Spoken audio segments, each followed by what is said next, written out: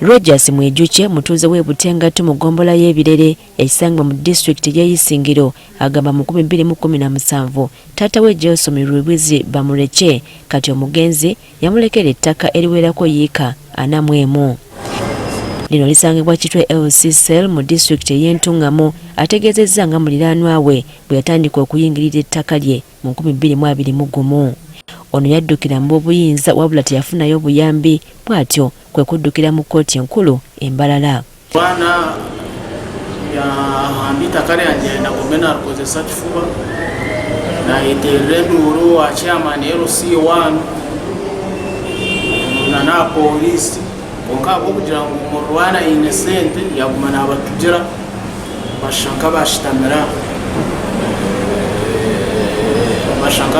omushango gwanje kyokka enfunda eziwerako omumwa bwabirwa yeerema okulinnya mu kkooti. 2022 yawa wakwata omwaka 2023 ngumani okomuramuzi ngumanye terenduru nimugambira wundi koza nawe katakwija tubakungarikamu. Annyonnyodde ng'omusango guno ogw'omuwemmenseko obutitimbe bw'ensimbi millions kama 50 kozo ogw'omushango mweninshaba Ministry of Justice abaramuzi bagezeho banyambe bataho omushango gwanje. Kati okumalawo emisango nga gino kukandaalirira essiga eddamuzi liguddewo kkooti ejulirwamu ng'eno yakuyambako gonjoolera abatuuze abalina enkaayana naddala ku ttaka. Joyce Kavuma ngono yakulanga akulira kkooti enkulu ey'e Mbarara ategeezezza ng'ebbula ly'abalamuzi bwe kiviiriddeko emisango okwetuma mu kitundu kino. When we look at the average of cases registered per month, it's 200 cases per month.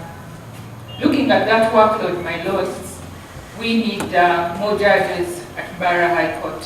A charge of overstay on remand for both capital offenders and committees since 2012. This one has also become a very big challenge.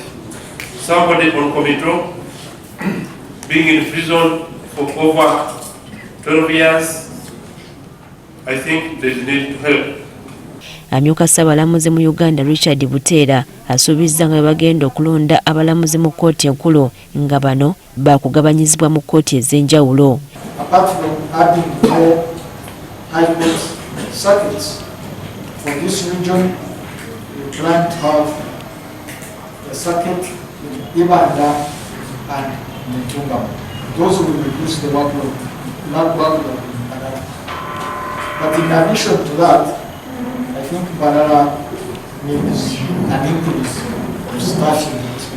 Kkooti eno yakumala ennaku 3 mu Mbarara ng'emisango egiwerera ddala 22 gye gigenda okuwulirwa.